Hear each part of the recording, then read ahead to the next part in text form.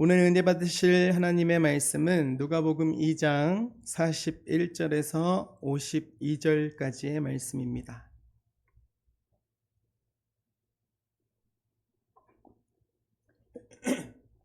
누가복음 2장 41절에서 52절까지의 말씀입니다.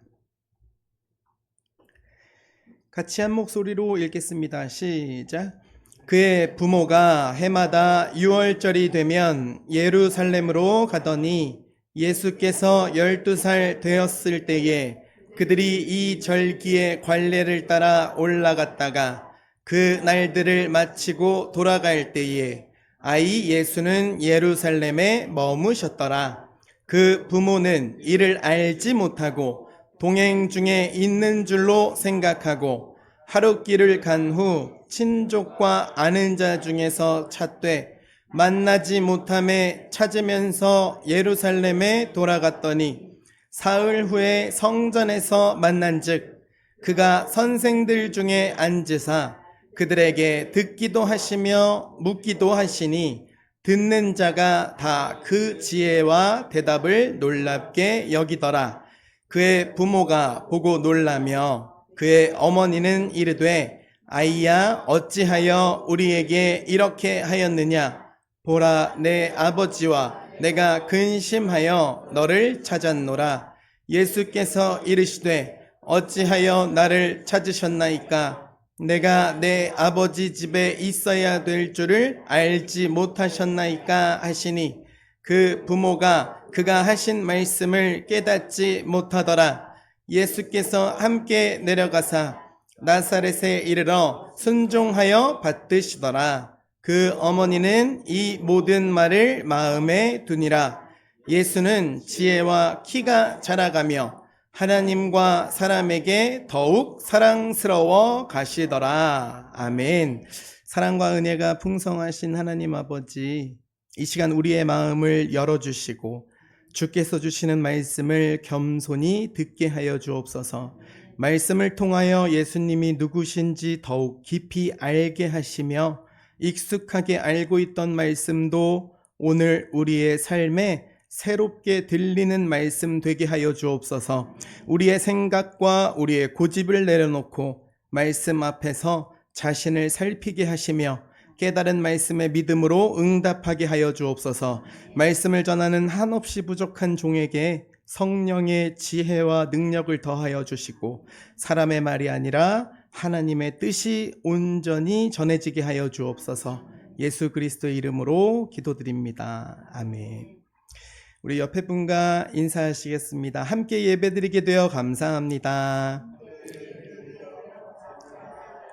오늘도 말씀으로 은혜 받읍시다.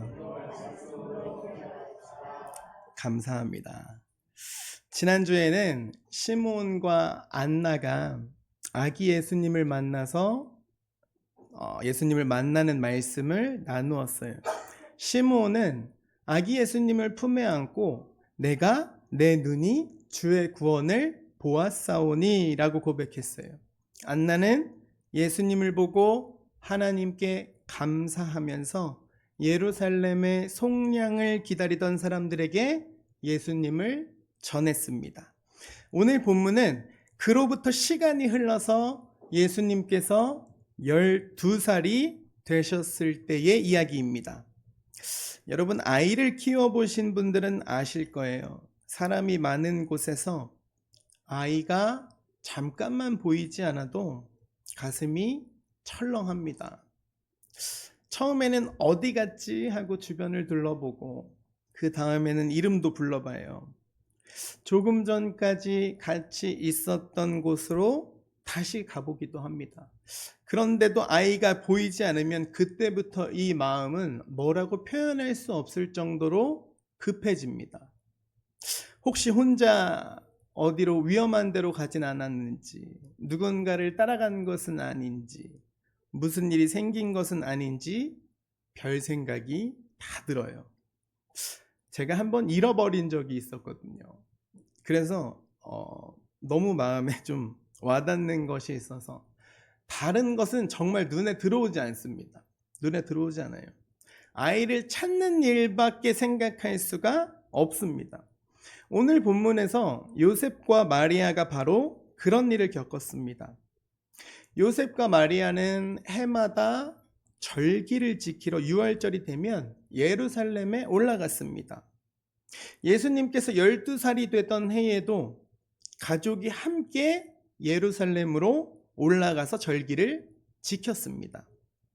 절기를 마치고 나사렛으로 돌아가는데 요셉과 마리아는 당연히 예수님이 함께 가는 줄 알고 있었어요. 이 당시의 문화를 보면 저는 이 말씀을 보고 처음엔 이렇게 생각했어요. 자식이 없는 걸 어떻게 모를 수가 있지? 이렇게 생각했어요. 근데 이 당시의 그 문화 풍습을 보면 친척과 이웃들이 수십 명을 이뤄서 같이 이렇게 때를 지어서 다녔다고 하더라고요. 함께 큰 무리를 이루어서 다녔대요. 그러니 예수님도 친척이나 다른 아는 사람들이랑 당연히 같이 가고 있을 것이라고 생각을 이제 한 거죠. 그런데 하룻길 간 뒤에 예수님을 찾아보니까 예수님이 보이지 않아요. 친척들 사이에도 없었습니다.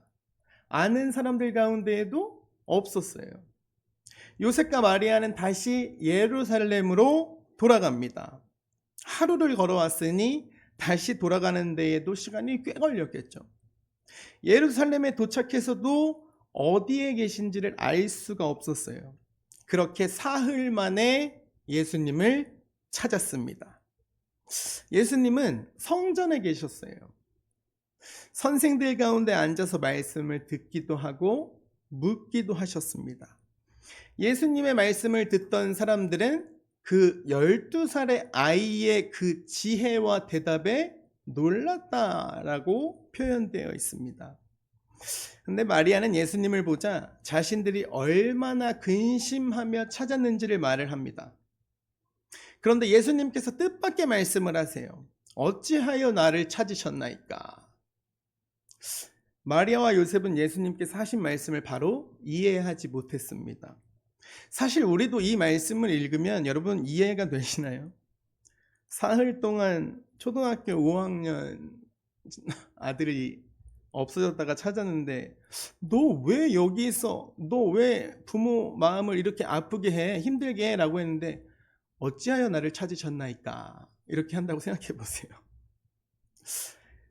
그토록 애타게 자신을 찾은 부모에게 예수님은 왜 어찌하여 나를 찾으셨나이까? 라고 말씀하셨을까요? 사실 마리아와 요셉에게 예수님이 누구신지는 처음 들었던 이야기가 아닙니다. 마리아는 천사에게서 자신이 낳을 아기가 지극히 높으신 이의 아들이라 불릴 것이라는 말씀을 들었습니다. 요셉도 마리아에게 잉태된 아기가 성령으로 된 것이며 자기 백성을 죄에서 구원할 분이라는 말씀을 들었어요. 두 사람은 그 말씀을 분명히 들었고 예수님을 품에 안아 길렀습니다. 그런데 막상 이번 일을 겪게 되자 예수님께서 왜 성전에 계셨는지 그분이 하신 말씀이 무엇인지 깨닫지 못했습니다. 이미 들었던 말씀이 눈앞에서 벌어진 일과 이어지지 않았다는 거죠. 이미 우리는 말씀을 들었습니다. 그런데 그 말씀대로 눈앞에 일이 이어지자 그것이 우리 머릿속에 결합이 되지 않는 거예요. 우리도 예수님이 누구신지 어려서부터 듣고 배웠습니다.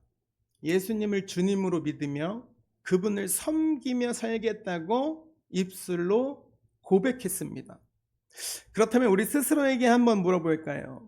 예수를 믿겠다고 한 그 고백은 나의 삶 가운데에 어디까지 들어와 있을까? 주님을 섬긴다는 우리의 고백은 실제 삶에서 무엇으로 증명될 수 있을까요? 첫 번째, 하나님의 뜻을 내 뜻보다 먼저 두는 것으로 증명되어야 합니다. 누가복음 2장 48절과 49절 말씀을 같이 읽어보겠습니다. 시작. 그의 부모가 보고 놀라며 그의 어머니는 이르되 아이야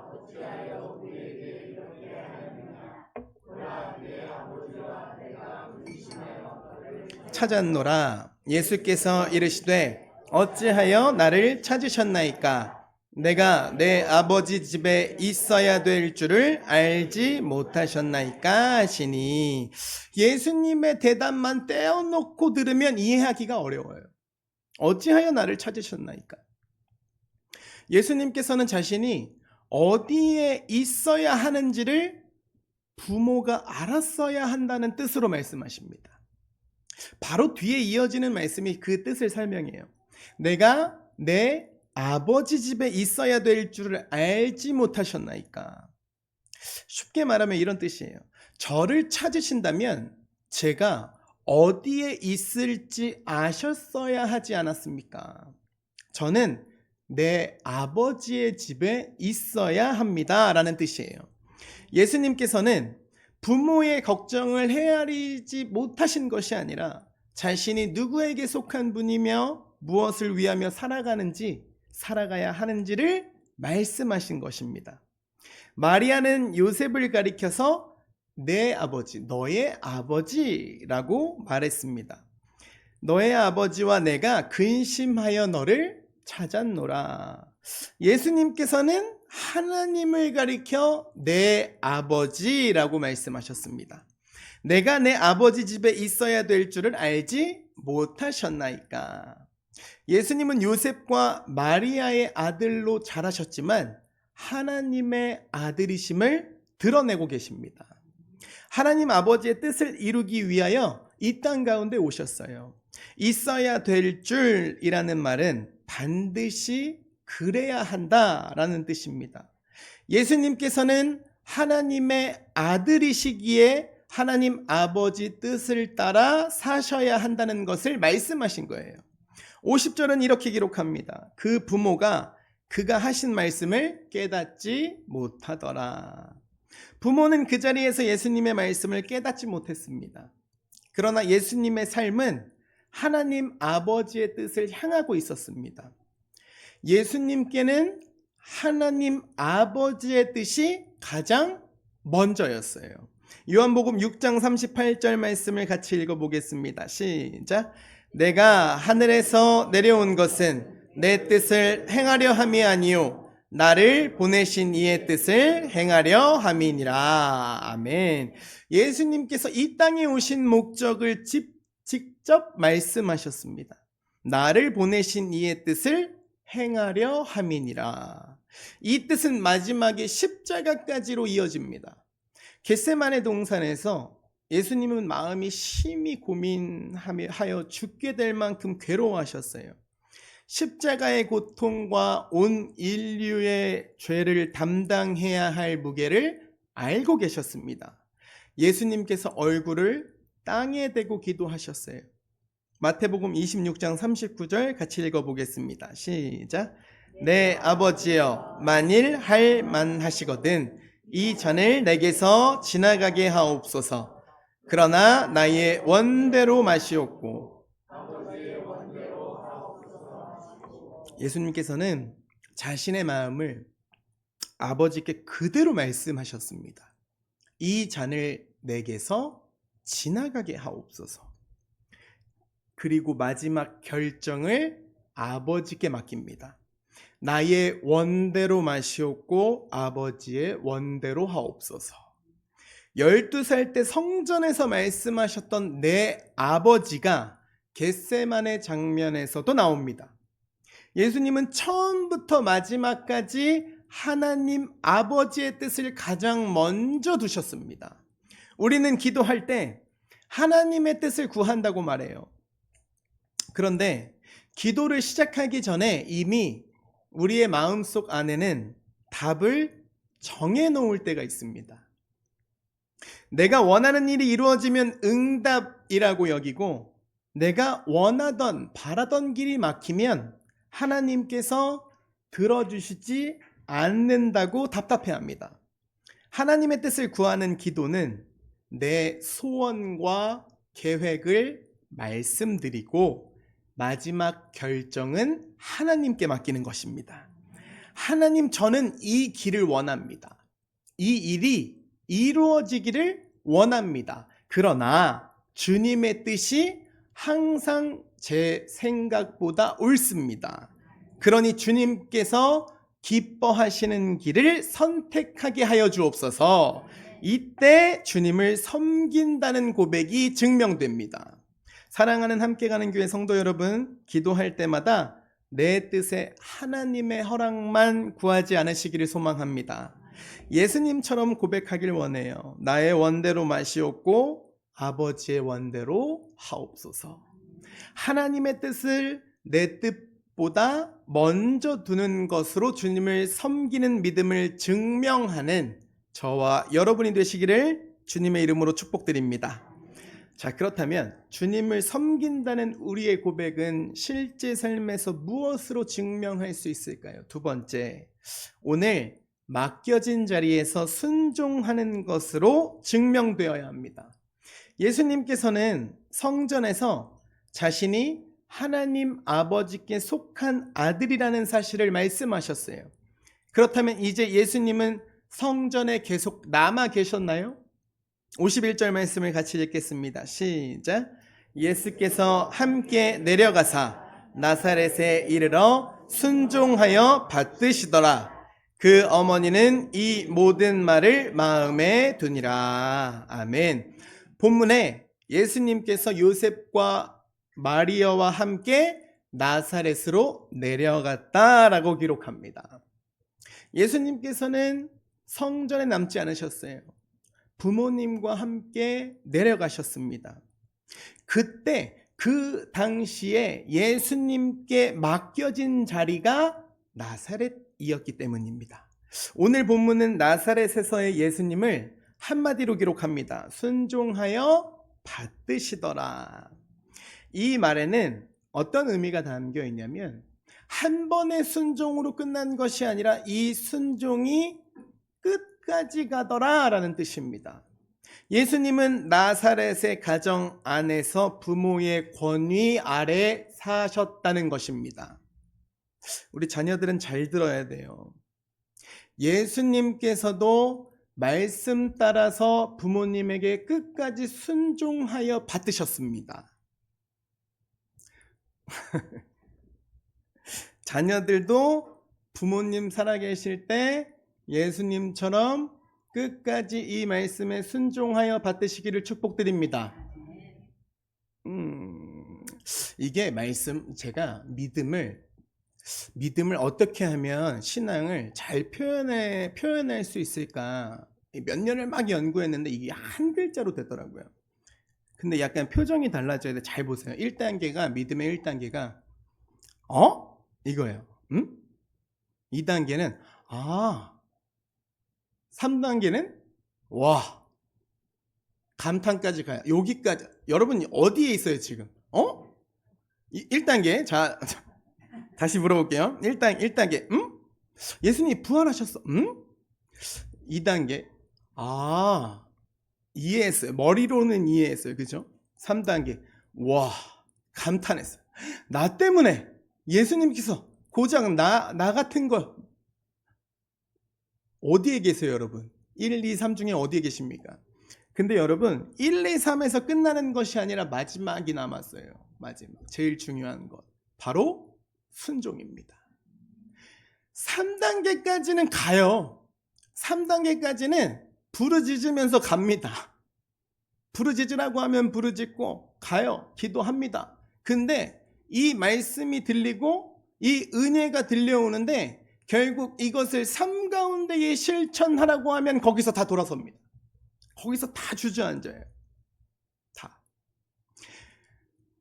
부모님이 살아계신 자녀분들 예수님처럼 순종하여 부모님을 받드시기를 축복드립니다.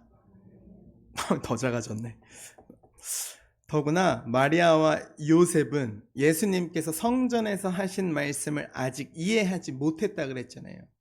아까 읽었던 50절에 그 부모가 그가 하신 말씀을 깨닫지 못하더라 라고 기록합니다.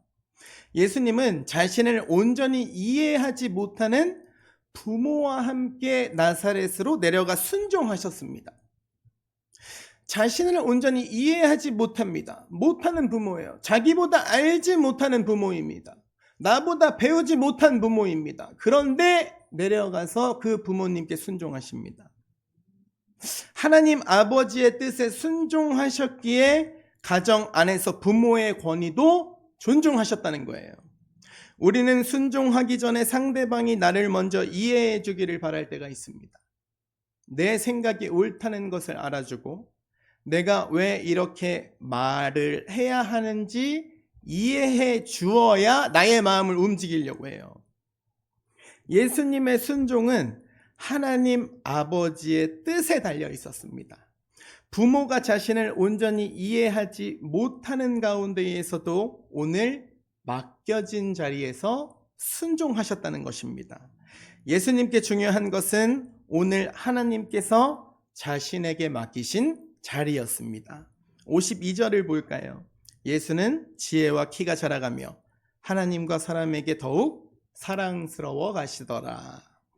누가는 12살 이후에 예수님께서 공생애를 시작하시기까지 오랜 세월을 이 한 절 안에 담았습니다.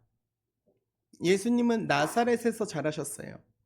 가정 안에서 부모님에게 순종하셨고 사람들과 관계를 맺으셨으며 지혜와 키가 자라셨습니다. 사람들이 몰려오는 사역의 때가 시작되기 전까지 예수님은 나사렛에서 그날 맡겨진 삶을 살아가셨다는 것입니다. 12살 이후에 공생애를 시작하시기까지 예수님은 대략 18년 가까이 나사렛에서 지내셨어요. 병든 사람을 고치고 많은 사람에게 말씀을 전하신 그 사역은 공생애가 시작된 뒤에 기록이 되죠. 그러나 나사렛에서 보내신 그 오랜 세월도 하나님 아버지 뜻 가운데 있었다는 것입니다. 하나님께서는 예수님을 먼저 한 가정의 아들로 살아가게 하셨고 예수님은 부모에게 순종하며 맡겨진 자리에서 살아가셨습니다. 사랑하는 성도 여러분, 우리도 주님을 섬긴다는 고백을 드리고 있어요. 주일 예배 시간에도 드리고 있습니다. 그런데 그 고백은 예배를 마치고 집으로 돌아간 뒤에도 이어져야 된다는 것입니다. 가장 가까운 가족을 대하는 태도와 맡은 책임을 감당하는 모습에서 우리의 믿음이 드러납니다. 교회에서도 마찬가지예요. 사람들에게 알려지는 일이 있고 누군가 알아주지 않아도 계속해야 하는 일이 있어요. 주님을 섬기는 사람은 일의 크기로 순종의 가치를 정하지 않습니다. 하나님께서 오늘 내게 맡기셨다면 그 일을 주께 하듯 감당합니다. 골로새서 3장 23절 말씀을 마지막으로 읽어보겠습니다. 시작. 무슨 일을 하든지 마음을 다하여 주께 하듯 하고 사람에게 하듯 하지 말라. 아멘. 말씀 무슨 일을 하든지 라고 합니다. 금요기도회가 끝났는데 어떤 분께서 저에게 그런 말씀을 하세요. 제 손을 꼭 잡으시면서 좀 천천히 해. 아직도 한참 남았는데 조금 적당히 해, 적당히. 근데 제가 이제 그 말씀을 들으면서 어떤 말씀을 하시는지 참 감사한 말씀이죠. 근데 저는 그렇게 생각해요. 많이 남았는데 몰라요. 얼마나 더 살지 몰라요, 저는 그렇게 생각해요. 그것은 하나님만 아시지, 사실. 그래서 저에게 남은 시간이 뭐 20년이다 라는 것을 제가 정할 수가 없는 거라고 항상 생각합니다. 항상. 내일 일을 모르는 것이 인생이잖아요. 그래서 예전부터 어느 순간부터 저는 결심했던 게 있어요. 내가 어떠한 것을 인도하는 그 자리에 세워주시면 나는 이 자리에서 인도하다가 죽겠다라는 마음으로 해야 되겠다. 이런 마음을 가진 적이 있거든요. 그래서 그 결심을 가진 뒤부터 적당이라는 것을 잘 모르겠어요. 적당이라는 것을. 어떻게 해야 하는지 정말로 모르겠어요.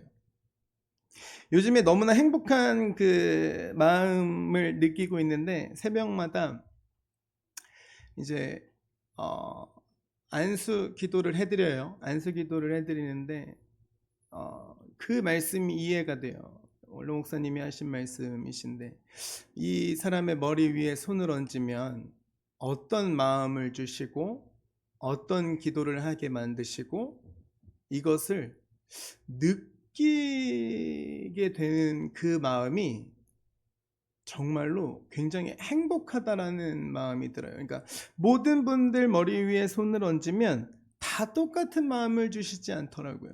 똑같은 마음, 똑같은 기도가 나오게 하시지 않더라고요. 무슨 일을 하든지 죽게 하듯 하라. 여러분, 내 옆에 앉아 있는 분이 예수님일지 모릅니다.